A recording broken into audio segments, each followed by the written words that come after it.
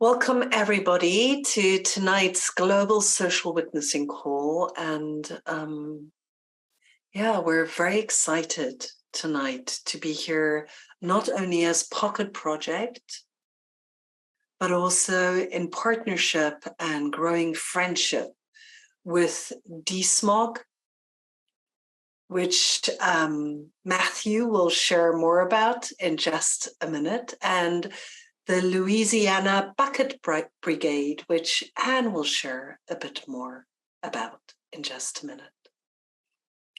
And we are here tonight to dive deeper into the theme of the climate crisis and the voices of protection that are speaking out to protect communities, protect the biosphere, protect life on the planet. And at the moment, we're in a very special time where, as we all know, the world is very interlinked and connected. And we're seeing the play out of the war in Ukraine on previously stopped projects in the Gulf of Mexico.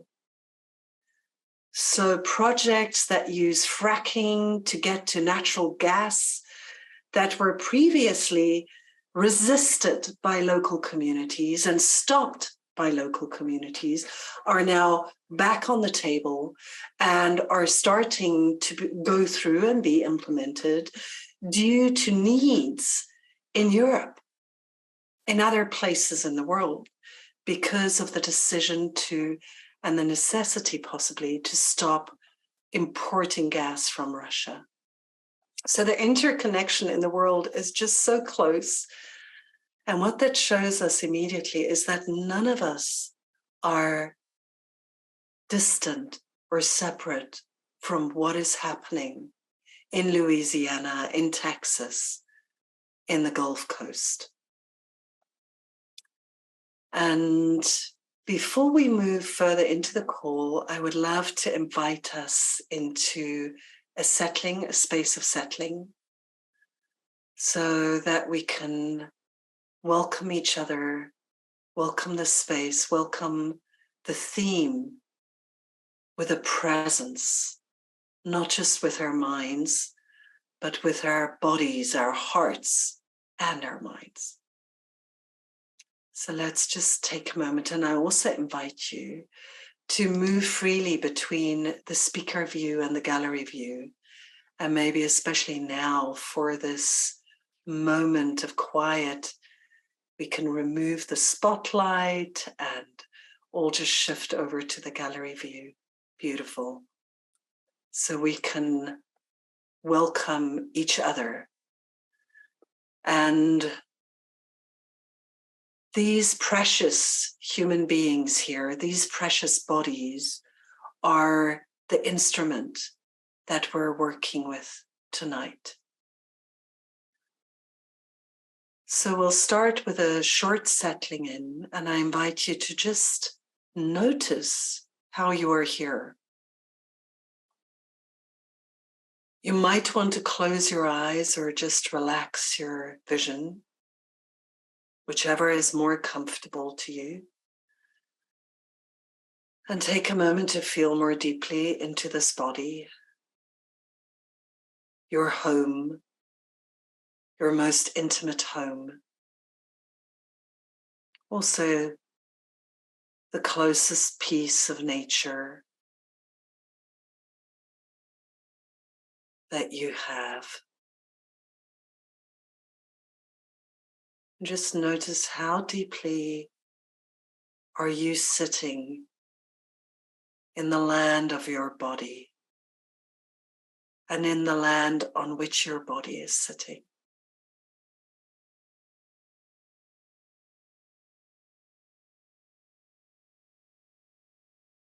Maybe you can use a few deeper breaths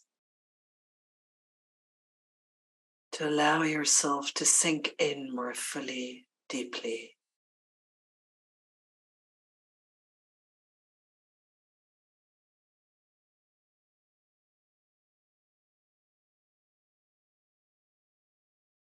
One reason why we're doing this work is because especially and as well in our work with the climate crisis, in addressing and looking at the climate crisis, it's really hard for us to stay in our body because the crisis is so existential.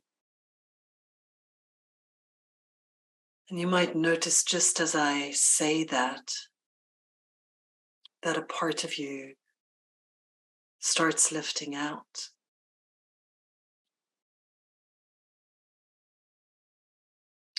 You might also notice a part in you that has a tendency to go to apathy, hopelessness,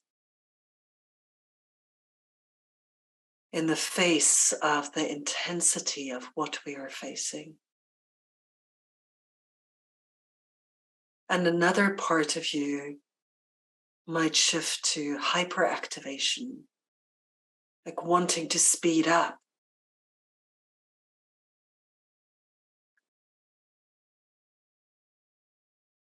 And let's just see whether for a moment you can sit consciously with these responses and offer a holding space to them.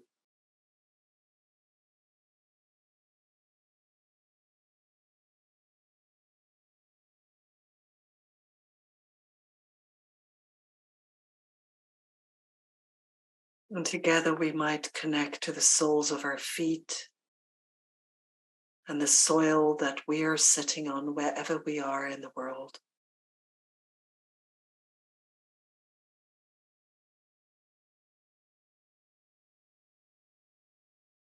And allow the deep knowing that we are an integral part of the planet. Right now, we're not sitting on top of the planet. We are planet. This body is planet.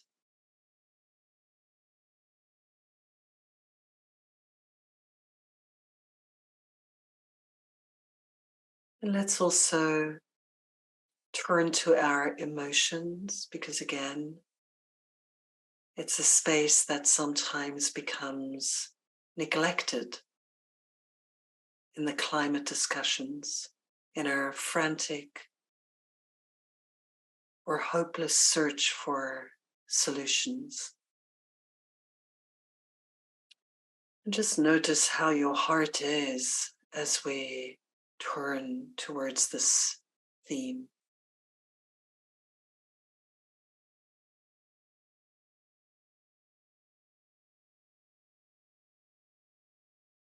What are the feelings that come up?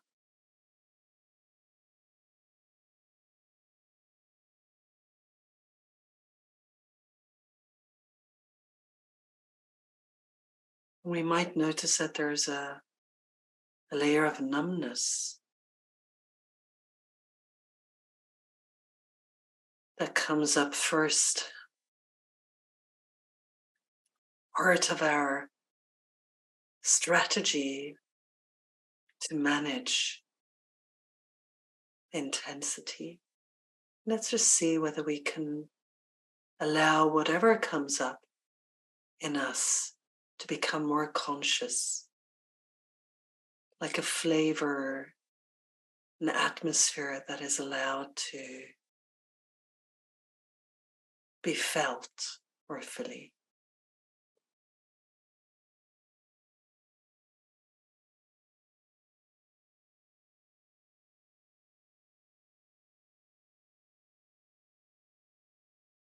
And we invite our mind to be here,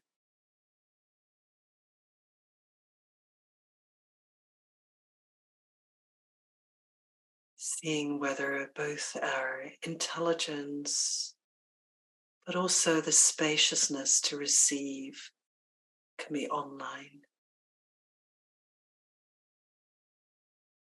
And all of these body, emotions, mind are held in our witnessing awareness.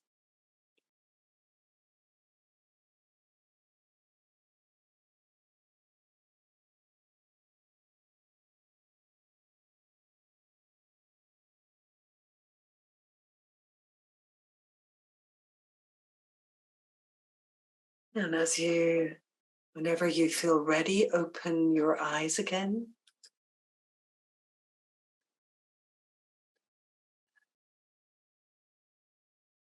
Just taking a moment to welcome each other more consciously.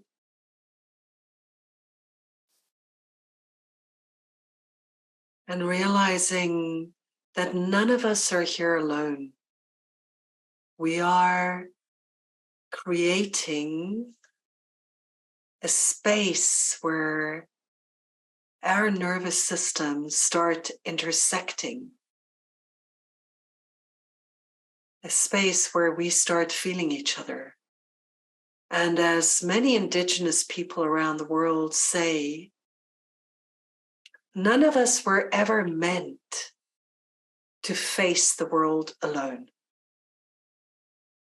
And our nervous systems are not able to process the intensity of current collapse of many life systems around us alone. We need each other. And together we grow a space that can host more, welcome more.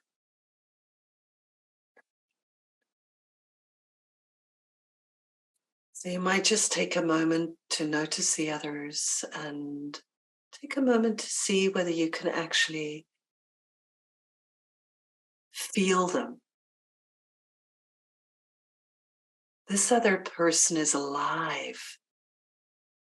Their body is a feeling, breathing, acupuncture point of planet.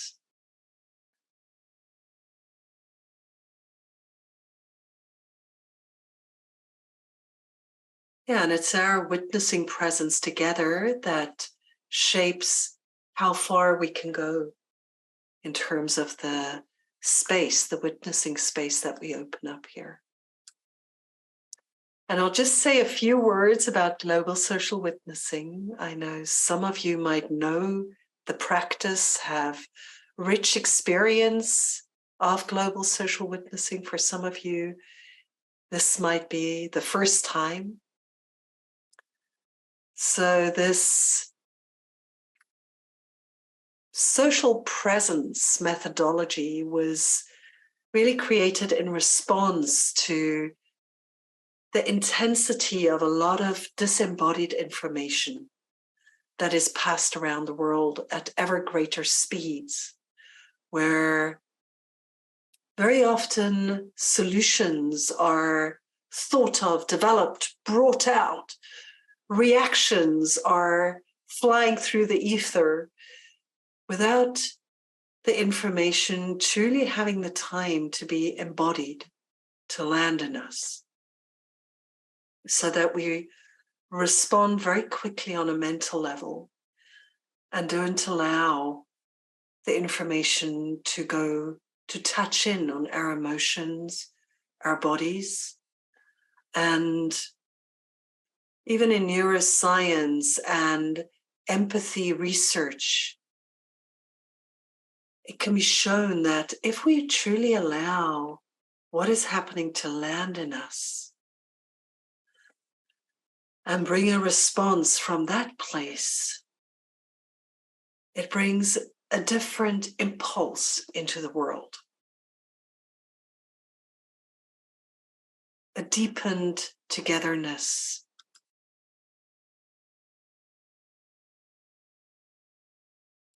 Yeah, and when we slow down in our own bodies and really watch now, as we will be hearing from Matthew and Anne about the situation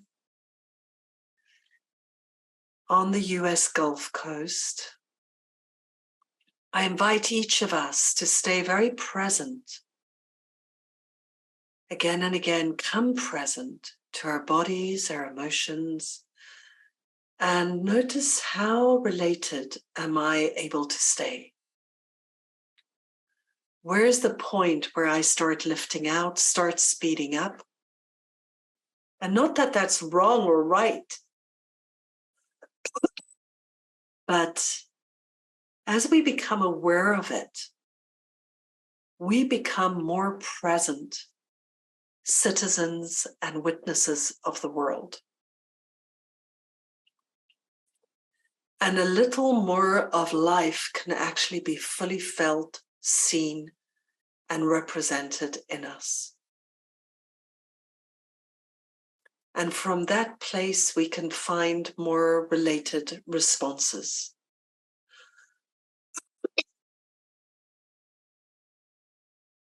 Which don't end up in either apathy or hyperactivation.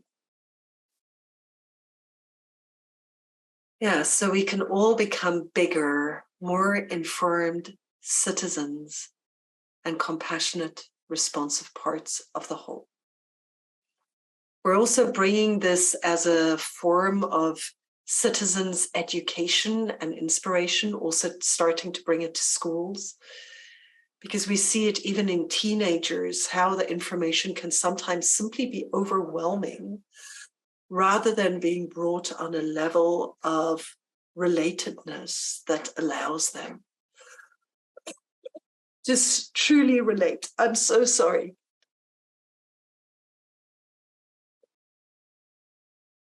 I've definitely got a little bug yesterday as I was traveling home, which is with me and in my throat. Yeah, and who knows, maybe, yeah, it also speaks to the difficulty of speaking to and facing the depth of the dilemmas that we will be witnessing tonight. So I want to just start with a big thank you to Matthew Green. Matthew is the Global Investigations Editor at DSMOC, which is a non-profit news service focused on exposing how big polluters delay action on climate change. Matthew previously worked as an international correspondent for Reuters and the Financial Times, covering much of Africa and conflicts in Iraq and Afghanistan. He's dedicated to understanding how a greater awareness of collective and ancestral trauma can help to unlock new responses to the climate crisis and other global challenges. And he has a newsletter, The Resonant World. We'll send out the link to you also in the email afterwards if you want to learn more about Matthew's work. And yeah, we've been partnering with Matthew for a little while now, also around our framework events for COP27. And we will be partnering again with DSMOG and Matthew for the framework event around COP28. Yeah, so thank you, Matthew. This call is also born really from your initiative. And yeah, maybe I'll just hand over to you before I'll introduce Anne just before she speaks, but maybe you could just frame the event today in your words and from your heart. Thank you so much for being with us, Matthew. Over to you. Thank you so much, Kosha. As usual, as you led us through that process, all the things that I thought I was going to say have completely changed. And as you were speaking, I remembered that actually the origin of this gathering tonight goes back to 2019 to Findhorn in the north of Scotland, where you are now, where I didn't meet you, I saw you from afar as the facilitator of the amazing climate change and consciousness event, which brought together activists and indigenous leaders and elders and people working on amazing climate-related work around the world. And I was just about to start a new job that I was very excited about as climate change correspondent at Reuters, which was my previous role. And I I had this sense, a friend of mine posted about this conference, and I thought, I just have to go there. I just have to go to this conference. And I bought my ticket. It was before I had my job. It wasn't on my expenses. I came on my own dime. And something really shifted for me there. And I remember sitting in the garden at Findhorn, which is a magical place that some people may know. And I'd just been listening to a talk by a prominent UK environmentalist, and he'd been really walking us through the last 30, 40 years of the environmental movement, which is more or less my lifetime since childhood.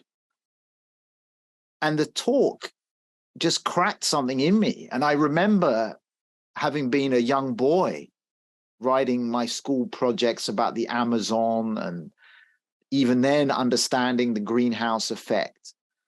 And just the weight of recognizing where we were in 2019, despite all the amazing work, all these amazing people, the scale of the crisis, the urgency of the crisis, it cracked me open. And I connected with my tears. I really felt the emotions flow through me, just the heartbreak for the kid in me who hoped it would all be okay, and the adult realizing that it wasn't okay.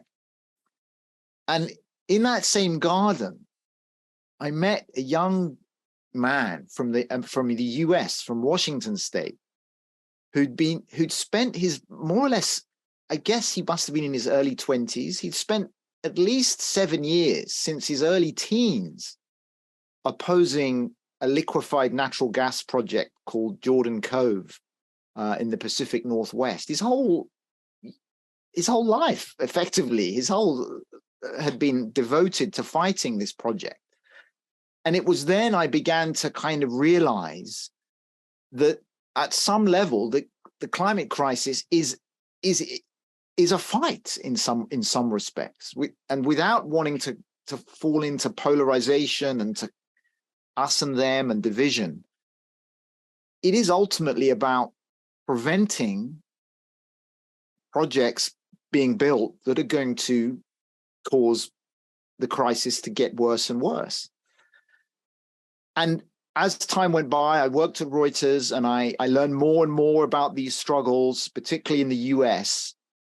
And I came across another young activist, a young woman in a call, who was speaking about a project in Texas, a very similar project to export liquefied natural gas, which is fracked gas, supercooled for loading onto tankers and sending to Europe in a lot of cases.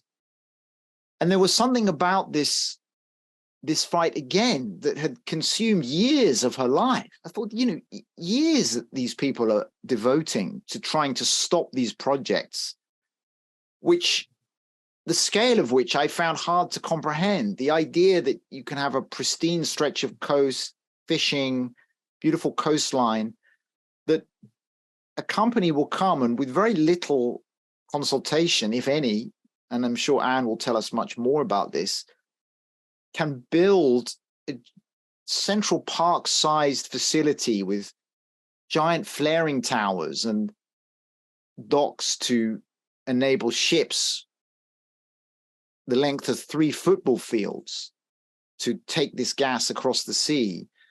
The idea, the impact of that on someone's local community, there was something I found very hard to fathom.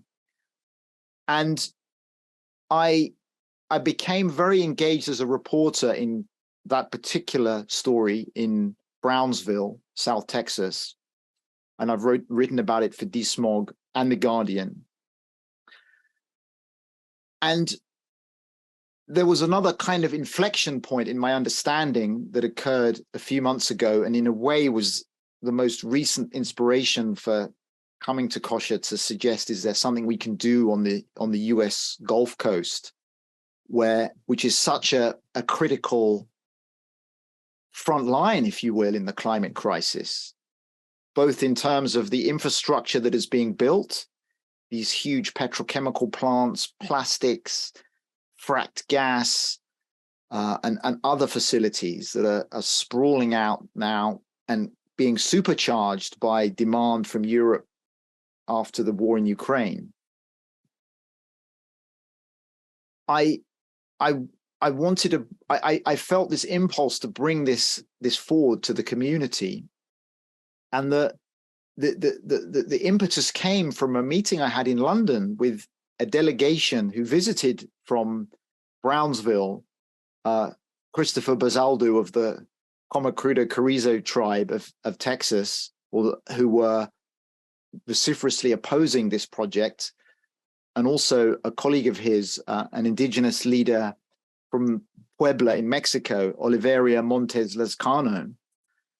They'd flown to London to meet with the bankers, the financiers who are underwriting these projects on their ancestral lands.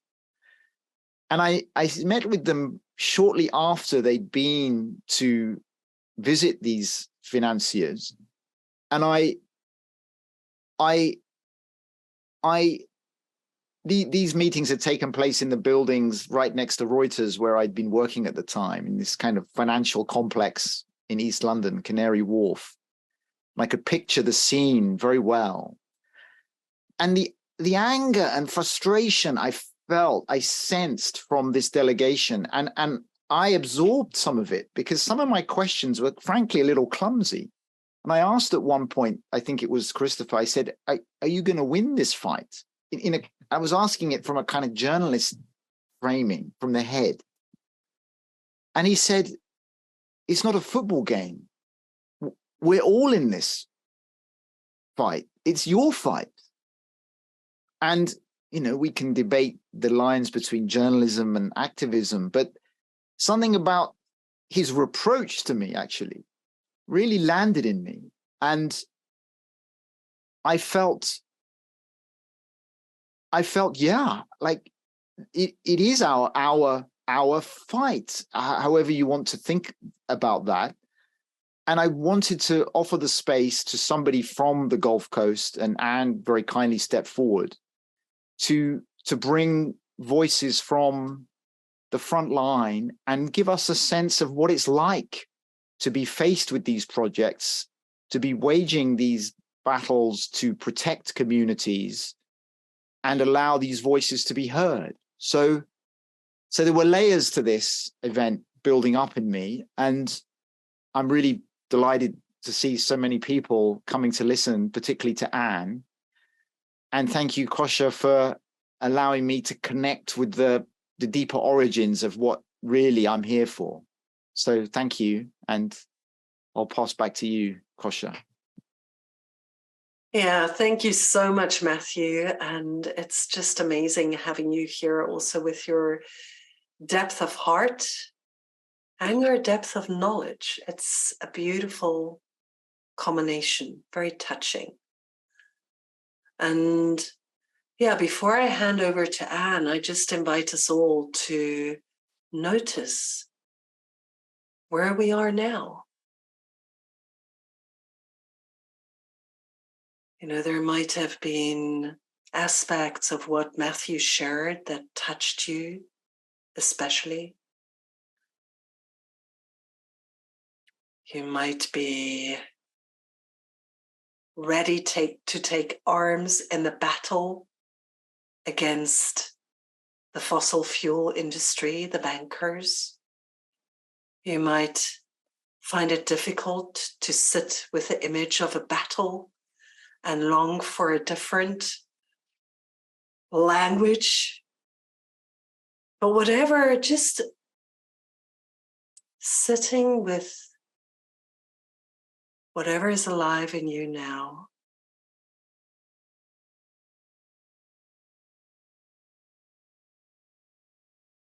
That image of huge tankers, huge industries being planted in the midst of sacred land communities by needs very far away, decisions being taken by bankers in London. Yeah, just allowing all this to sit.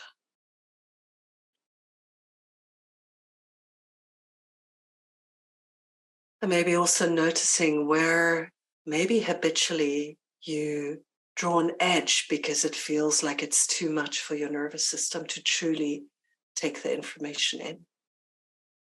So really just noticing, how deep can I listen? How deep can I allow the information to land in me? Yeah. And with that, I really want to welcome you, Anne. And I know Matthew knows the work of global social witnessing much more. And I feel like you're really going out on a limb here, meeting us in this space. I want to thank you deeply for your courage and your willingness to engage and bring yourself present. And just a short introduction. So Anne Rolfes, founding director of the Louisiana Bucket Brigade, began her career in Nigeria, collaborating with local communities to address oil companies' destruction of the Niger Delta. She returned to Louisiana in 2000 and founded the Louisiana Bucket Brigade to end oil pollution in her home state. Anne was born and raised in Lafayette, Louisiana, where many people made their fortunes from the oil industry. Anne has testified before the US Congress twice regarding the petrochemical industry's destruction in Louisiana. She has seen the wealth and the poverty created by oil production and envisions a phase out of fossil fuels in her lifetime. Thank you so much, Anne, for your presence, your work in the world, and I hand it over to you. Thank you. Thank you so much for having me. And you are welcome to move to Louisiana anytime because your name is just perfect. I thought you might be from Louisiana with that last name, Joubert. You know, we have a lot of French connections here. It's so nice to be here, and I'm really honored. And I'm also really touched by the spirit in which y'all are approaching it. It's a necessary aspect of doing this kind of work over the long term. And before I get into it, I just want to explain to y'all where I am geographically right now. I'm in Louisiana, which is in the southern part of the U.S. I'm in New Orleans. Yes, we do have amazing music here, and that is a real balm for me. I think I saw 3 performances this weekend, and we're in the southern part of the state, and there is the Gulf of Mexico near us. There's a lot of oil drilling in that Gulf of Mexico. We're one of the only 2 places in the U.S. where oil drilling is allowed. We really are considered a sacrifice zone. Since we're in the south of Louisiana of the U.S., we are in that area that was pro-slavery, and we live with a lot of that white supremacy legacy. It certainly explains in one way why we're poor and why we center this horrible industry, usually in Black communities. What is different now is that this gas export industry seeks to expand really in a new geography. And behind me, you see Stop Gas Exports and Bless Our Coast. And you see that because what they want to do is to transform our coast into an industrial wasteland by building 12 gas export facilities on our coast. Now, there is some industry along our coast, but this would be a radical transformation. It would be the industrialization of the Louisiana coast. And each of these terminals is as big or bigger than a football stadium. So that gives you some sense of the size and some sense of the difference that it would be. Now, this has been planned for years, but when Russia invaded Ukraine, we were told that it's a sacrifice that we need to make for Europe.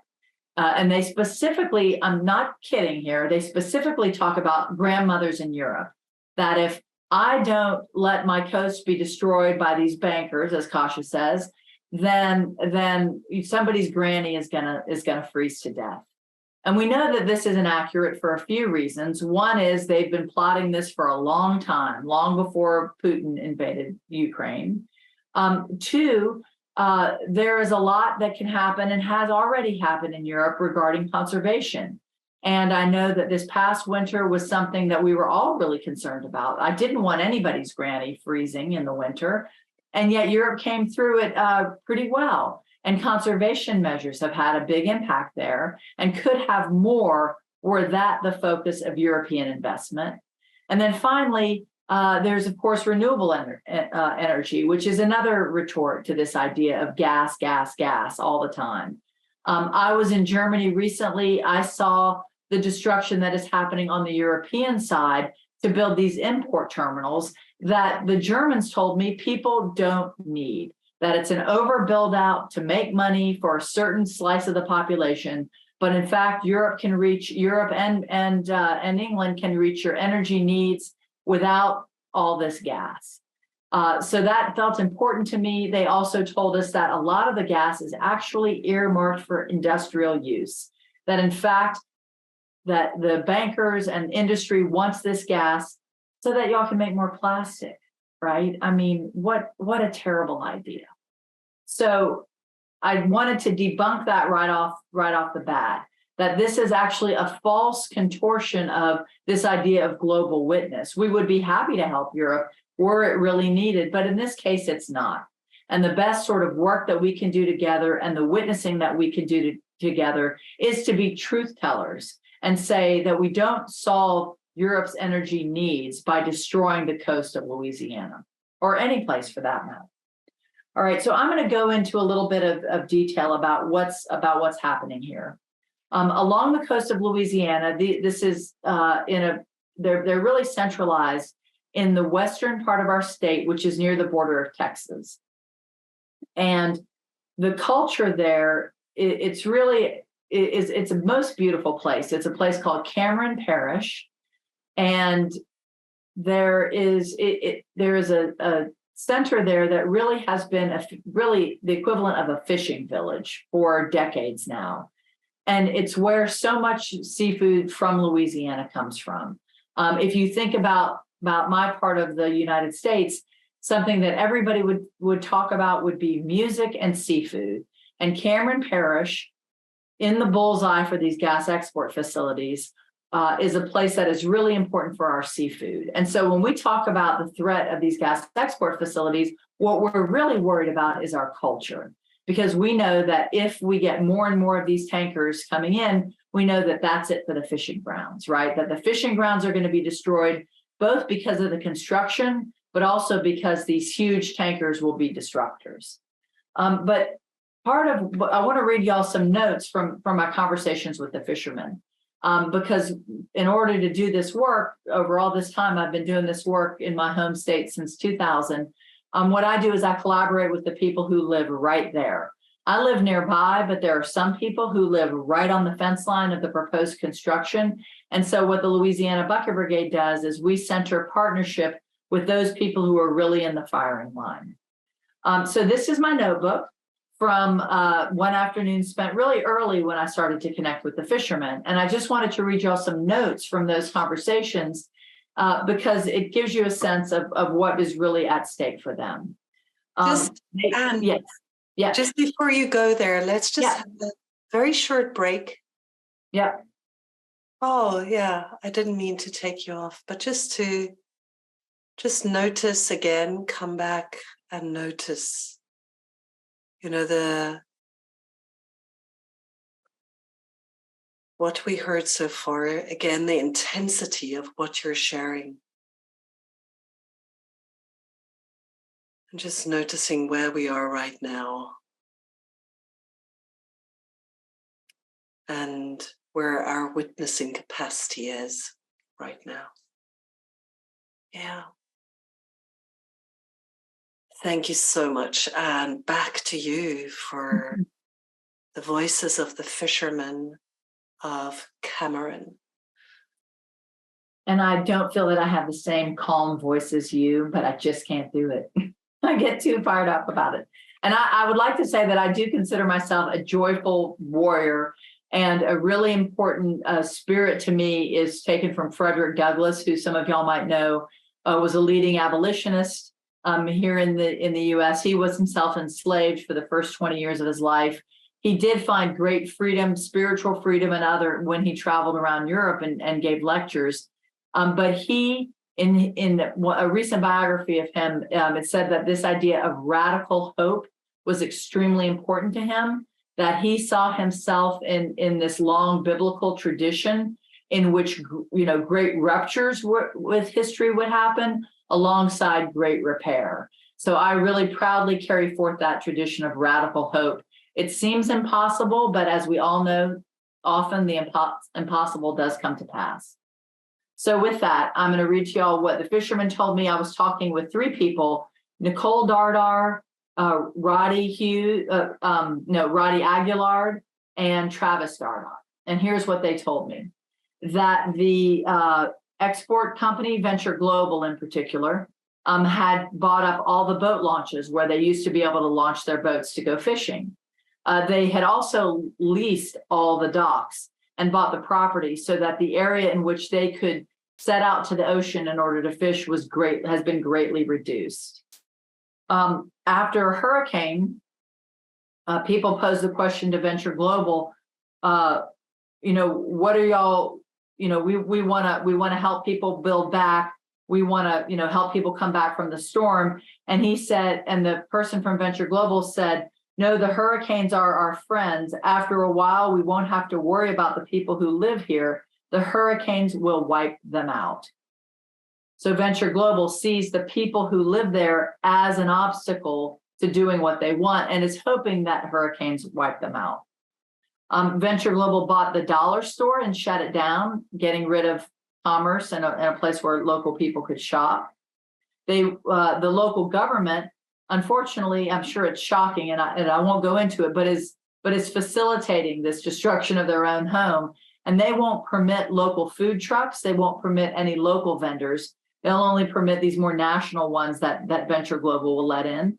That may seem like a small detail, but you can imagine if I'm somebody who's trying to survive in a place like Cameron Parish that is in a pitched battle with these gas export terminals, the fact that I can't now make a living selling food, is makes it harder. They had an agent who has gone door to door to try to buy people's homes so that people will then move away from their ancestral land and the company can just move in.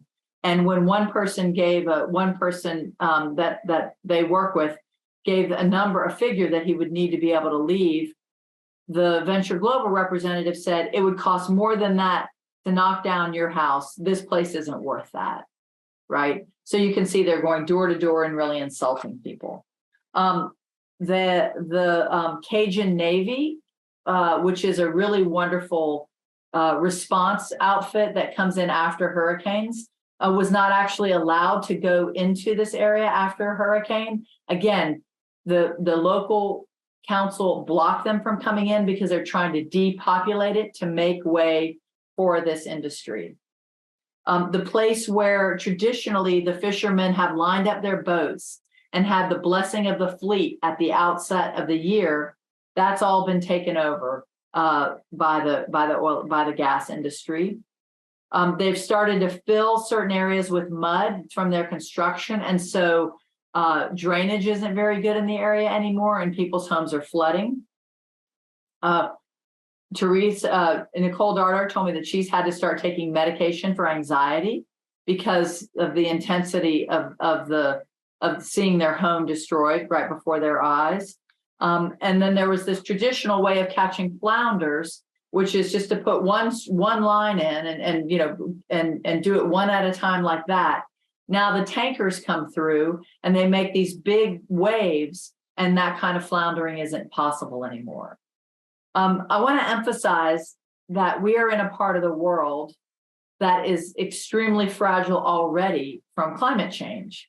We live on the coast. As y'all know, coasts all over the world are really at risk, but we live on the coast that, from June to October could be destroyed. All homes could be destroyed from hurricanes. And, we're already precarious. And the idea then of putting all of these gas export terminals right in this fragile area, I think pretty clearly makes us even more vulnerable. And then it also doesn't make sense. Won't they be hit by the storms also? That's a whole other subject that I won't get into, the real lack of common sense there. But as y'all can see, we have some pretty fundamental problems here. So the voices of the fishermen really are the most important part of this to me.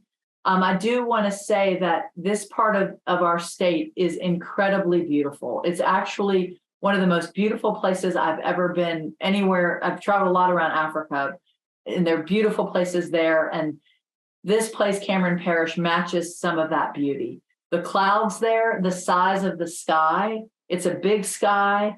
It's a magical place. There are birds there, endangered birds fly there. It's a major flyway between South America and between Canada. And so they have some of the most rare birds on earth are flying through that space. So on a spiritual level, on a human level, on a natural world level, this place is really, truly priceless. I can't emphasize that enough. And the people there who have created this beautiful culture, are of course worth continuing to exist. And that culture that we've created is worth existing. I'm going to just end by letting y'all know that there are a dozen gas terminals that we're working to stop, and yet you can tell just from what I've referred to already that there already are a couple of these facilities operating. And just last week, we released a report about one of them. And in its first year of operations, this facility had over 2,000 permit violations. 2,000 in 1 year of operation. Before they even, their very first act was to release over 100,000 pounds of gas into the air because they had a problem. So they flared it through a big fire through one of their stacks. So this place can't even operate properly. It's called Venture Global's Calcasieu Pass facility. That same company wants to build 3 more facilities in Louisiana. And what they have said about their accidents so far is that they're going to ask the state of Louisiana just to give them permit increases. So they had over 2,000 violations. The right attitude would be to try to fix them, but they're operating in a part of the state in a part of the United States where our government is absolutely compromised. And so our government will no question about it, rubber stamp their request for a permit increase, thereby legitimizing and authorizing what actually, as of now, is a violation. So the equivalent would be if I were speeding down the street at 80 miles an hour and the police officer pulled me over and for speeding, and the speed limit was 60, what would happen if I said to the police, "Oh, could you please raise that speeding limit to 80?" Right? Of course, he would never do that. But in this scenario, the state of Louisiana will absolutely raise the speeding limit and anything else this industry asks. I'm sure y'all are confounded as to why government at every level, the state government, even the local government goes along with this. And that's a whole other conversation. I will say, despite that, there are so many of us who are standing up for our homes and who have stood up to similar types of facilities. We've stopped the largest methanol plant in the world, the largest plastics plant. I've been put in jail because I delivered their pollution back to them once. I mean, they're very thin-skinned. So there's, amidst this admittedly bleak landscape, there actually is a lot of work that can be done and we can succeed. So I just want to end in the spirit of bless our coast. It is a place worth blessing. It is a place worth protecting. And I really value all of your time tonight and all of your spirits. We certainly need it. Thank you. Wow, it feels like getting up and applauding. Thank you. It's a very rising energy that you bring. And I think you hit many of us directly in our hearts and in our love. And I wonder whether you might just want to say a few more words about where your radical activism, your radical love. You know, I think as we feel you, we hear you speaking, that it just feels so strong, the power that runs through you. We've heard that you've been in this work for decades. That's my understanding. So how do you stay healthy? How do you keep your, I mean, the inner fire is just there, but how do you ensure that you don't end up in burnout? And yeah, anything else you would like to speak, to share with us about the inner side of your activism? Yeah, that's a beautiful question, and that is not often asked. Well, I mean, I think two things. One is, you know, I think we all have gifts, and I can't sing, and I can't, you know, beautifully speak French or do all sorts of things, but I do have this relentlessness, and you can't point to where it comes from, but I do feel like that is a gift, and I am consciously grateful for. And if I had to say where I think it comes from, it really is born from a place of love. I lived in West Africa in Togo. When I was in my early 20s, the U.S. government has this program called the Peace Corps. So I was a Peace Corps volunteer in West Africa. I lived in northern Togo, and in a very small village, kind of whatever you would stereotypically think of as an African village, that was it. And I lived there for over 2 years. And as you can imagine, I became really close to the family that I lived with, and in particular to the mother of the family, who was exactly my age.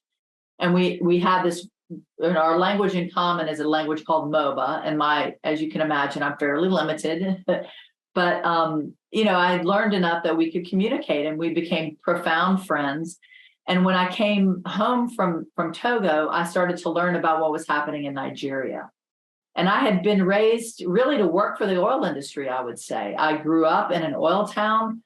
My siblings worked for the oil industry. My mother would point out, you know, engineers who were successful. We admired them. My life was filled with people who were really pretty well off from the oil industry. But when I came home and I began to read about what was happening in Nigeria as far as the oil production there, and it was a time when Ken Saro-Wiwa was active, and he was there soon thereafter executed for standing up to the oil industry. When I started to read about it, I thought, well, I mean, I understood the landscape because of Togo. And I felt like, well, if somebody went into the village where I lived, which is called Njindi, if somebody went to Njindi and destroyed their crops with a pipeline, I mean, they would die. That would be the end for them. And I thought, there's no way I would let that happen. And so there's no way I can let this happen. And so in a way that I think happens to people along our journeys, right? You have to go across the world or go somewhere else to understand your own home. So thanks to Njindi and my experience in Togo, the scales fell from my eyes about this industry. And I began to work in Nigeria, really fueled by that connection with my friend Kosha is her name. And we're still dear friends. And I, you know, I've just was, just communicating with them on my phone recently. And so that is really my fuel. That was my initial introduction. And I think that that's important, right? I also came to it a bit late. You know, again, because I was raised in a pretty conservative environment, I always thought that industry was good. It's not as if in college I was doing this kind of thing, you know, and it wasn't really until I was 30 that I began really to do this sort of activism. And so I think that helped too, but really fueled by love, born from just a deep, profound relationship is really what I think enables me to keep going in a happy way. Yeah, maybe we can just take a moment to connect you in that place, you know, where your love for the community and your beloved friend in Togo and the beauty of the people and of the land, and the beauty of your homeland, how that motivates you.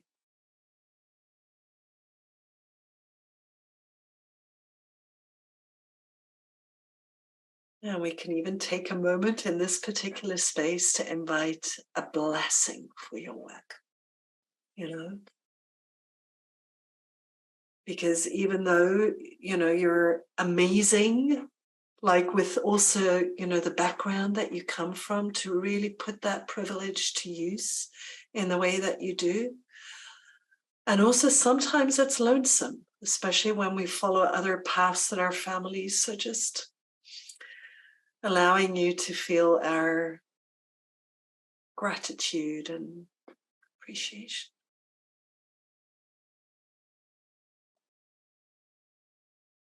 Yeah, thank you.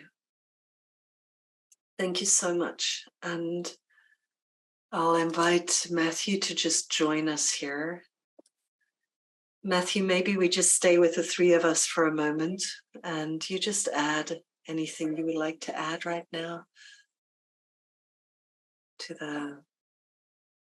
Yeah, I was just so moved by your love for the land and the beauty that you described. And I've never been to Cameron Parish. I hope I do get a chance to visit, but I'd never heard it spoken about with that level of affection and love.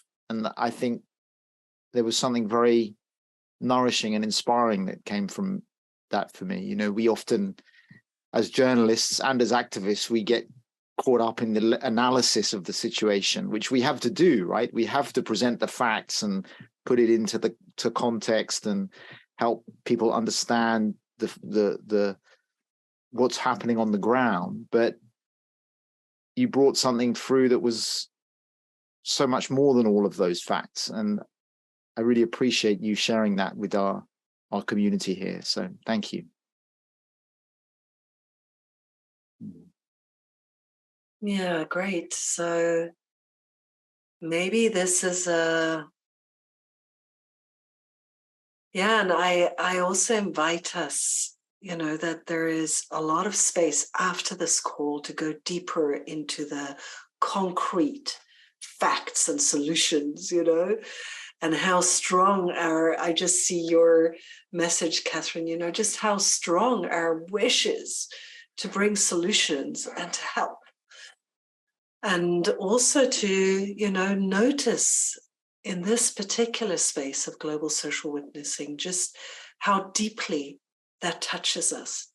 And maybe also, I can speak for myself here, that there's a place where I myself have stood so much in these kind of struggles, that there is a place in me also that that touches on the desperation of feeling the power differentials that are at play, and the overwhelm.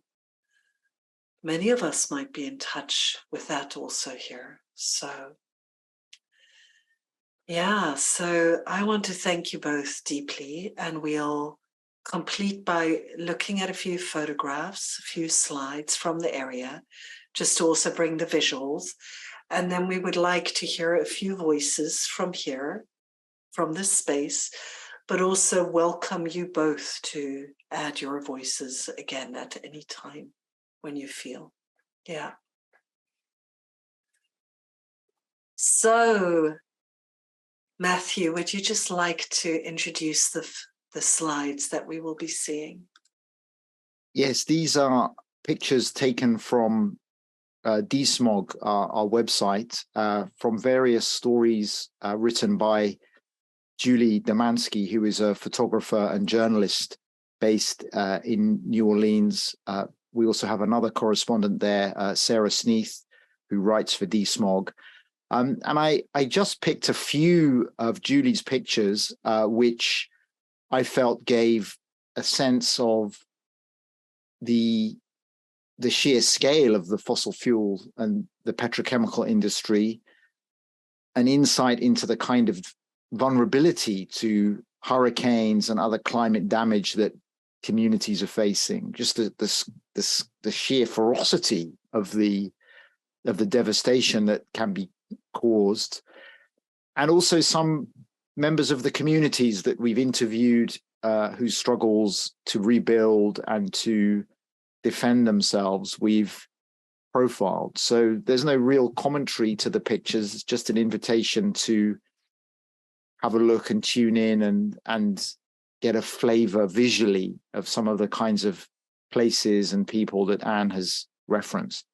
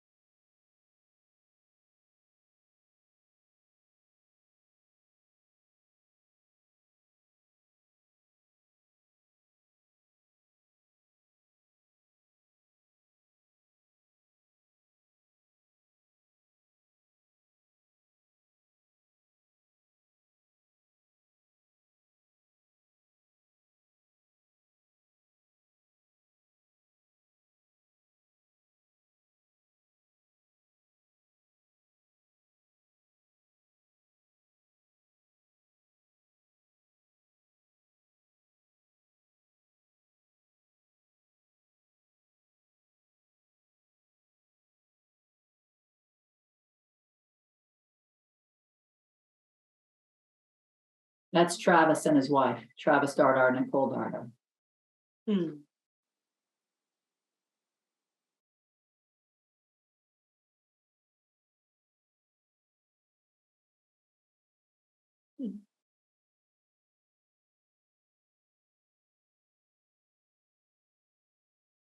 Yeah, and again, just being very precise with yourself as you notice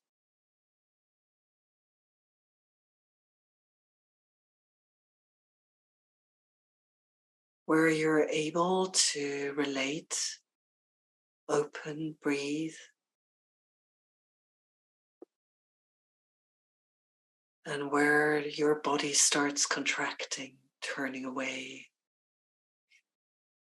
And again, not that one is good, one is right, and the other is bad, but becoming more aware of that. The edge of the known world in us.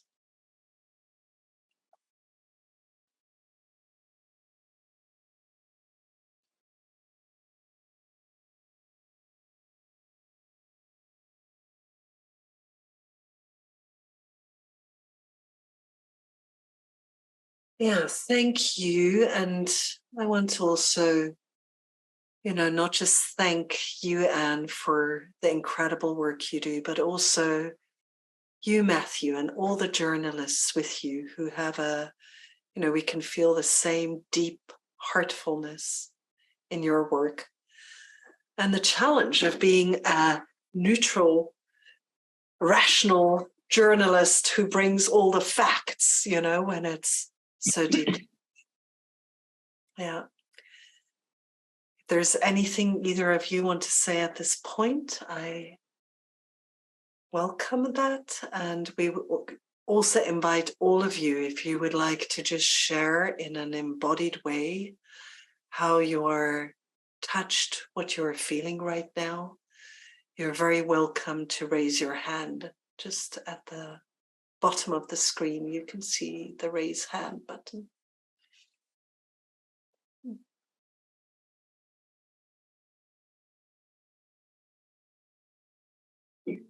Anything else to add, Anne, Matthew?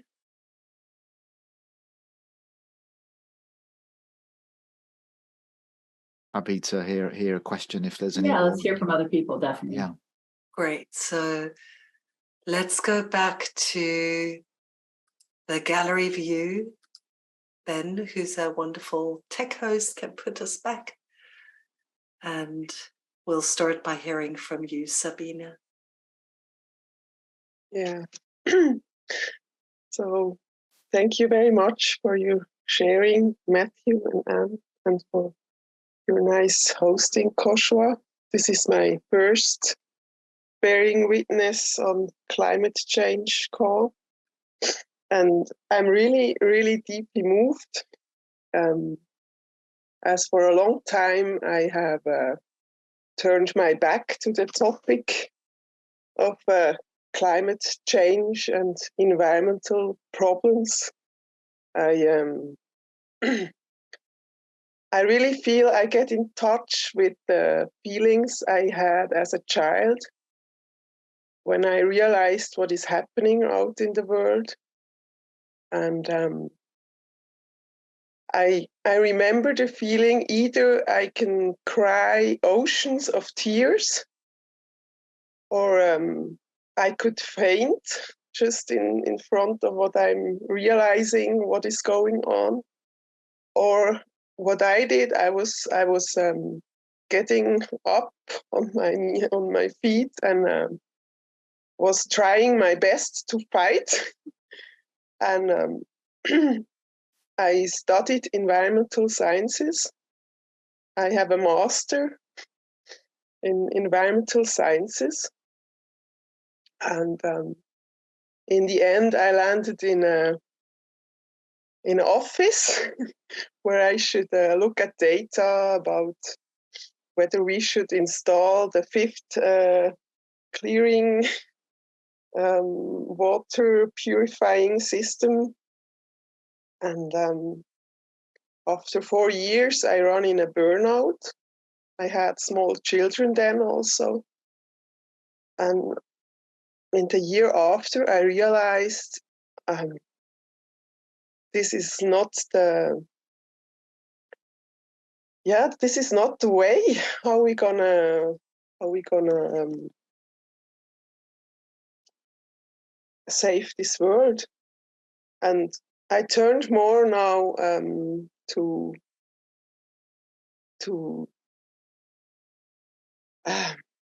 collective trauma healing. That's also why I'm here now. And now, after such a long time, I get back to this topic where I started off. And I'm really deeply moved. And we really need to remember this love we have for Mother Earth, for landscapes, for the places where we are rooted. And I think that's the way. We need this love and not this fight. Energy to not run into burnouts. And so I left this track as a typical environmental scientist student now like 7 years ago. And here I'm a little bit coming back into the field. So thank you so much for your sharing, Matthew and Anne and Kosha, for your presence. Yeah, thank you, Sabine. Maybe you can allow us just to, because there is a strong movement of grief that I feel, and that you just allow us to feel your grief with you. Yeah. I feel like I'm not really wanting to touch it too much because it's really, really overwhelming for me. Yeah, maybe even while you don't touch it, it becomes very palpable in the space, and that's okay. Because it's the grief that we feel is so intense. If we really allow it, it can be overwhelming. And that's what I was saying before. None of us are meant to grieve alone. And maybe the burnout comes from feeling like we need to grieve alone, rather than, whether we fight or don't fight, who knows, people can be, but this needing to be alone in it. So, yeah, it's overwhelming. Thank you, Sabina. And yeah, we look forward to working together with you on this. Yeah, thank you. And we'll go to you, Dawn.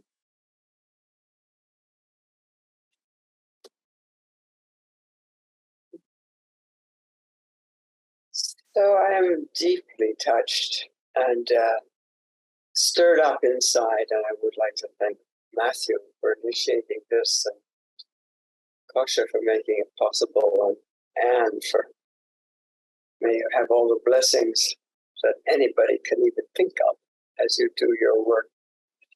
And my question, I have just recently, in the last few months, moved from Ontario in Canada to Squamish, British Columbia, which is at the top of Howe Sound, Howe Sound, on the west coast of British Columbia.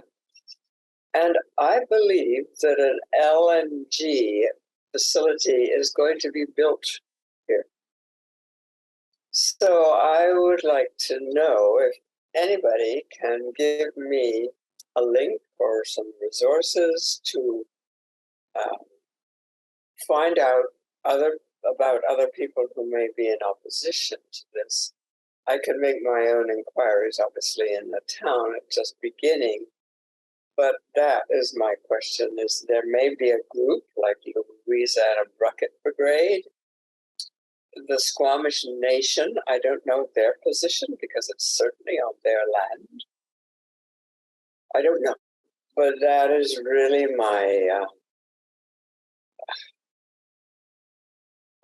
interest and concern at this moment, having heard and heard Matthew speak. Yeah, thank you, Dawn. I think, just in terms of also having other voices, because I am sure that you don't just speak for yourself. You speak for many in the room who will be wanting to connect to the work, bring it to their places. And I will ask Anne at the end to speak to that. What is the best way to move that forward? Yeah. Thank you. Thank you so much. Yeah. Nancy. Unmute. Okay. Thank you very much. Thank you, Matthew and Anne, and buenas tardes from Mexico. I am a retired psychologist living in the Yucatan and listening with great interest to what's happening in the Gulf in Louisiana, Texas area. Of course, the Gulf doesn't know any national boundaries, and there are a lot of things happening that I think affect everyone. And I was just thinking how important it is to me to have this kind of international access. I really appreciate hearing from everybody here and sharing here. And as a psychologist, I am so appreciative of this opportunity, Kosha, to share not just the thoughts, but the feelings around some of these things, because we are all tasked with learning how to carry the grief even as we move the work forward. And when I talk to my young relatives, nieces and nephews in their 20s, I try to be very mindful of how I am talking with them about it and listening to their experience. I've been lucky enough to be living in an area that still has some unspoiled beaches and areas that are quite beautiful, and hoping that that will be sustained. And I'll be attending more of these conferences, these calls, these conversations going forward to see if there's a way that I can be a more active part of all of this. So thank you so much. And I just want to note, every time I find my heart pierced by something I'm reading in the news, I really have developed a practice of taking a moment to take a deep breath and to wish that all beings will be released from suffering. And that's my own way of trying to get moment to moment without being flattened by it all. So appreciate hearing from everybody today. Thanks. Beautiful, Nancy. And I wonder, would you be willing to just share a moment like that with us now before you leave? Yes. Yeah. In what sense? What can I do? A moment of breathing in and out, because what we heard tonight pierced our hearts. The thing that I always, when I first started doing this in the acute moment, was during the Australian bushfires. There's some things that get to me more than others. And thinking about not just the koala bears, but the firefighters who were inevitably traumatized, and recognizing, I can feel it right now, this kind of, my heart speeds up and I feel sweaty palms and I can feel that physical vibration.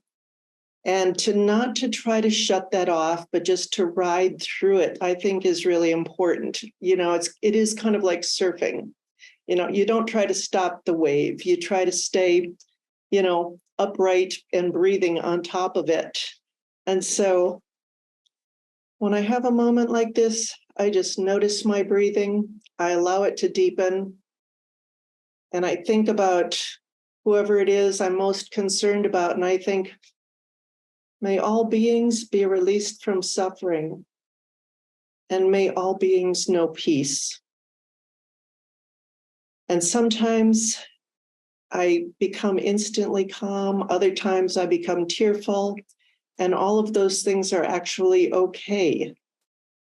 And it allows me to flow through it into the next moment when maybe my energy is activated in a way that I can participate and contribute to the greater good.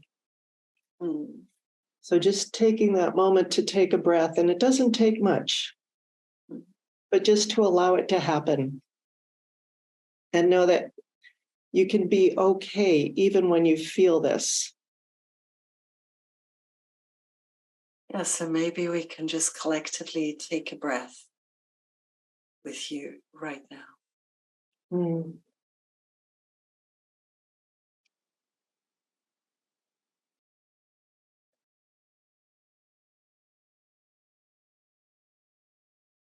Yeah, thank you so much, Nancy.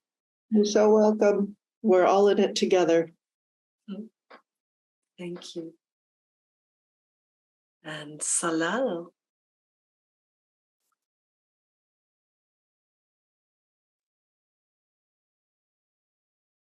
Thank you, Kosha, Matthew, and Anne.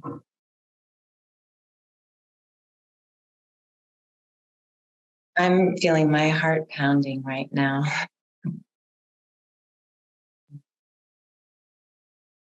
But I raised my hand in the moment where my system really landed, and I felt the deep sacredness of this space and the tenderness. Getting to be together with something so overwhelming that my heart is still pounding out.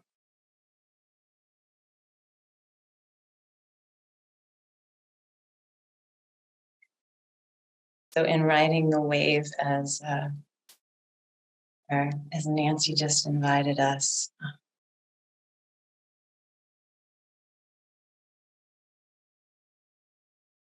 being able to open these spaces for it. Someone mentioned young people to feel this together. This is a circling back to my roots, my sense of always feeling like becoming an adult, we'd be taking responsibility here. Relating with Sabine's sharing. And I just wanted to express my gratitude and deep desire to collaborate with others to to bring more of this sacredness to the distress of our awarenesses. Yeah, I'm just bowing here in this moment to, though this feels far from nature to be in this electronic space, that the depth of the loss we witnessed today in stories in the photos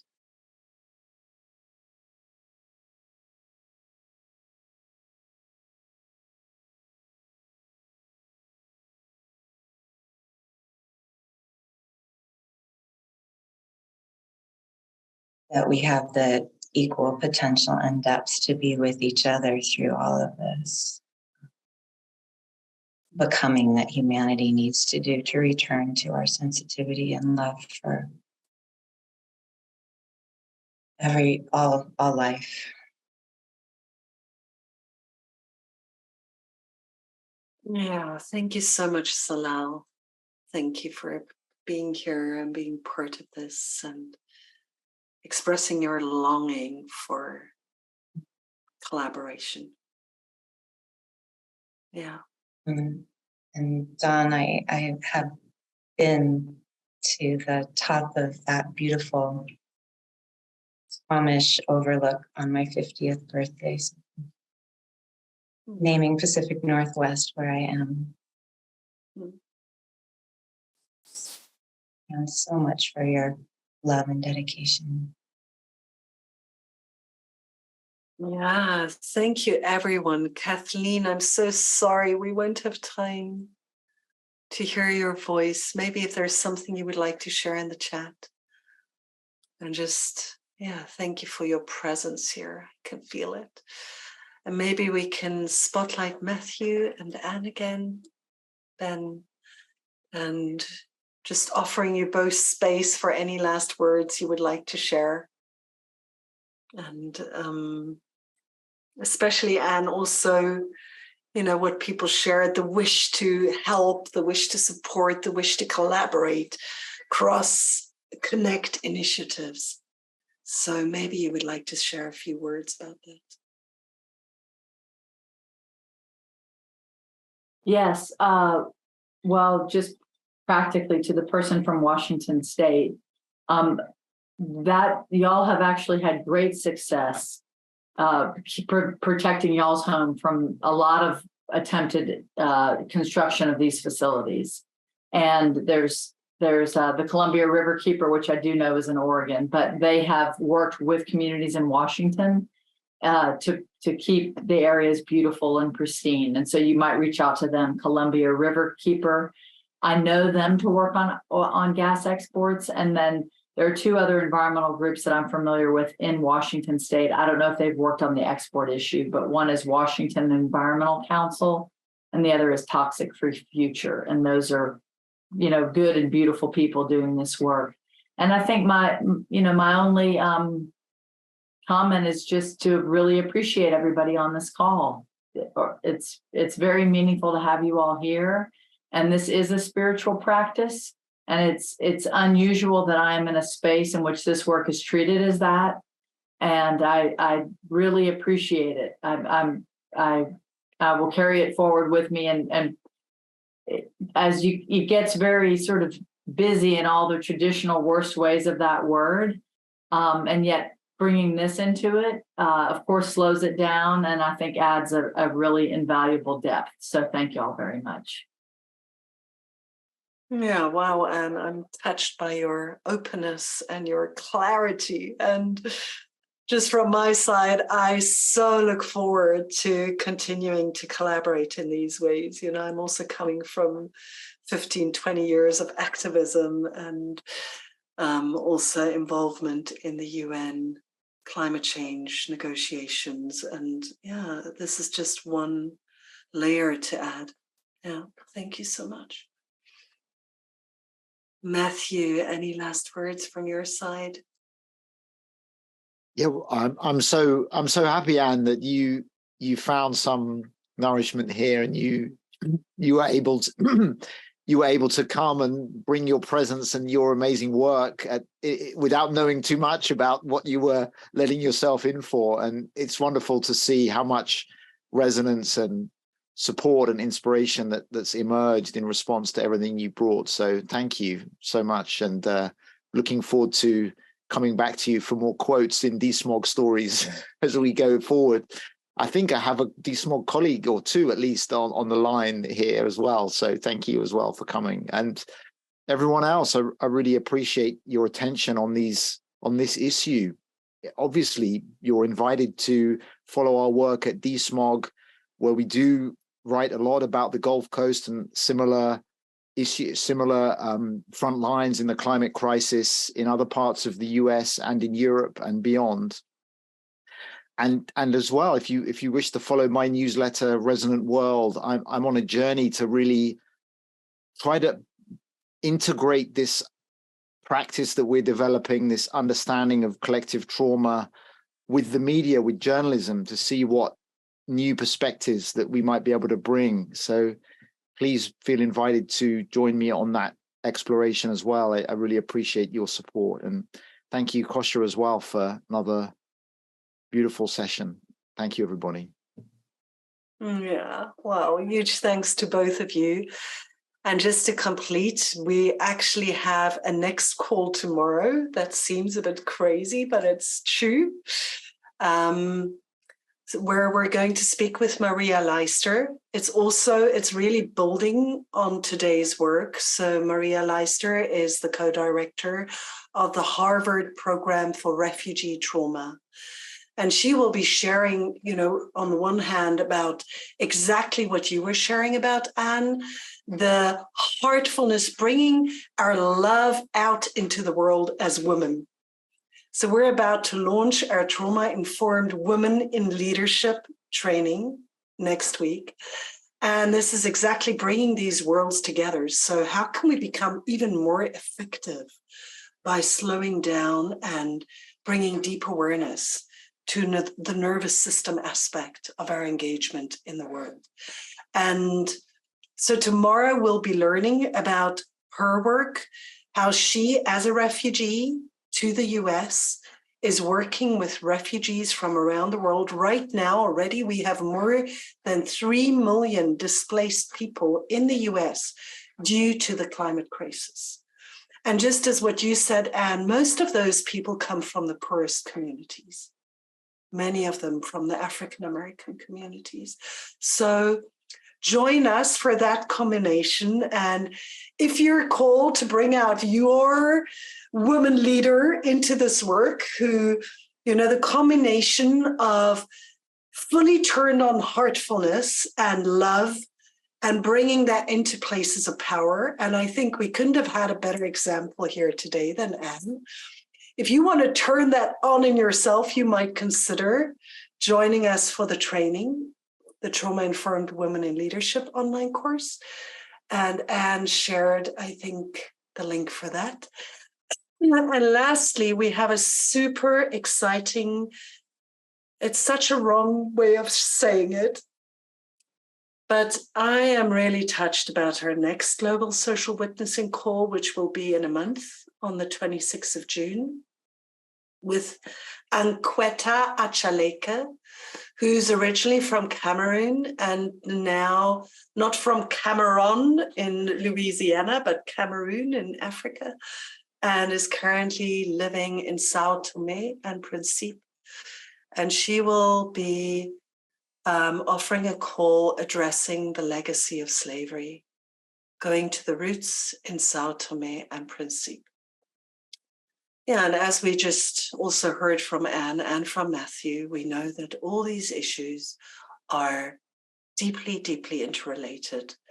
And as we follow the roots back into the depth of what is taking us away from our ability to open our sensitivity, as you just said, Salal, and truly move into the world from our heartfulness. That's what we're practicing together. So huge thank you to you, Anne, Rolf. I'm a fan. And Matthew, I'm also a fan. With both of you, I just find the combination of bright intelligence, deep motivation, and a deep, emotional relatedness that you bring together feels to me like a healing impulse. So thank you both. That's it from us today. Kaya, I see your beautiful question. I love your question. And we'll come to that in another space. Please bring it back. Much love, everyone. Maybe we can just go back to the gallery view again. And Anna, Matthew, may you feel really nourished also by your presence here today. And may everyone feel nourished by being here. Thank you all.